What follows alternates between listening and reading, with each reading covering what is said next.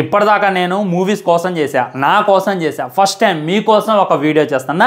Video అయితే చివరిదాకా చూసేటటువంటి ప్రయత్నం చేయండి. దేవరా మూవీ టికెట్స్ గురించి ఖచ్చితంగా నేను మాట్లాడాలబ్బా. దేవరా మూవీ బుకింగ్స్ గురించి కొత్తగా మాట్లాడుకోవాల్సిన అవసరం లేదు. తెలుగు రాష్ట్రాల్లో ఊచకోత అయితే వస్తుంది.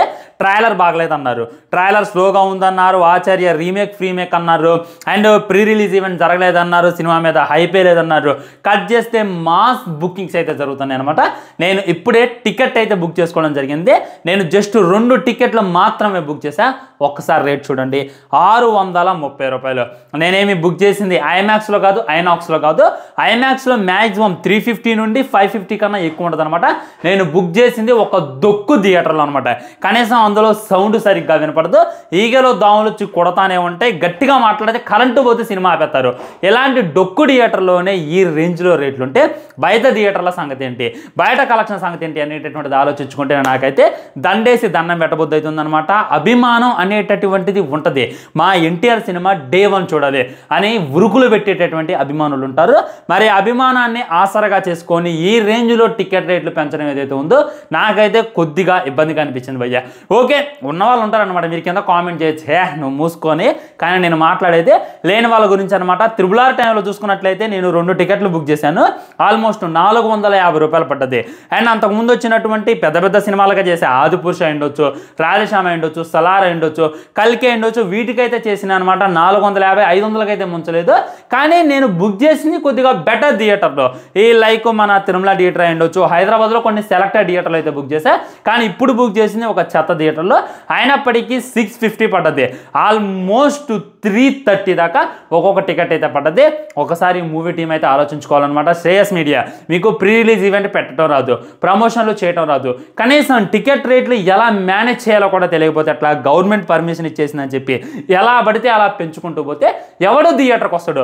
ఒక ఆసక్తికరమైనటువంటి రేట్ పెంచాలి. ఓకే, రౌండ్ ఫిగర్ 500 చేశారు 2 టికెట్లు, 250కి అమ్ముకో. మామూలు థియేటర్లో ఐమాక్స్లో 500కి అమ్ముకో, 600కి అమ్ముకో, ఎవడు కాదంటాడు. కానీ దొక్కు థియేటర్లో కూడా ఈ రేంజ్లో అమ్ముతుంటే అభిమానులు ఎలా వస్తారు? అభిమానులు అయితే ఉత్తర భయ్య. నన్ను అడిగితే హీరో సినిమాలు చూడడానికి టాలీవుడ్ బాగుండడం కోసం నా 2 కిడ్నీలు తాకట్టు పెట్టి మరి థియేటర్కి అయితే నేను వస్తా. కానీ నార్మల్ ఆడియన్స్ పరిస్థితి కూడా ఒక్కసారి అర్థం చేసుకుంటే బాగుంటుంది అని చెప్పి వాళ్ళకైతే నేనైతే విన్నవించుకుంటున్నాను అనమాట. కళ్ళు చెదిరినాయి అనమాట.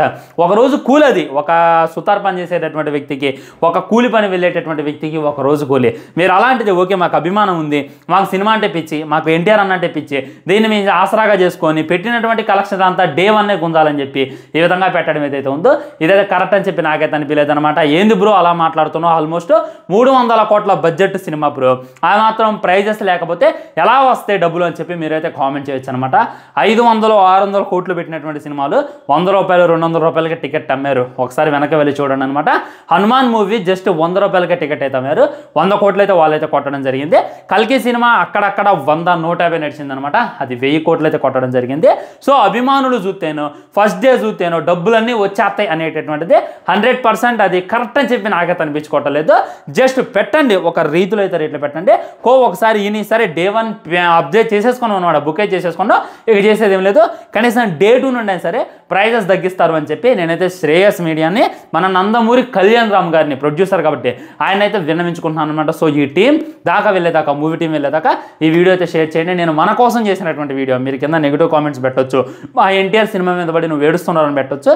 నేను మన ఎన్టీఆర్ సినిమా మీద పడి అసలు ఏడవనబ్బా, నిజంగా హార్ట్ఫుల్గా చెప్తున్నా. ఎన్టీఆర్ మీద పడి ఏడ్చినోడు వేస్ట్ గాడు నా దృష్టిలో. ఎందుకంటే ఆయన ప్రేమించినట్టు అభిమానులు ఎవరు ప్రేమించడు. ఒక అభిమాన్ కోసం 60 లక్షలు పెట్టినటువంటి హీరో, ఆయన సినిమా మీద పడి నేను ఎప్పటికీ ఎరాను. నేను మన కోసం మాట్లాడుతున్నా, మన అభిమానుల కోసం.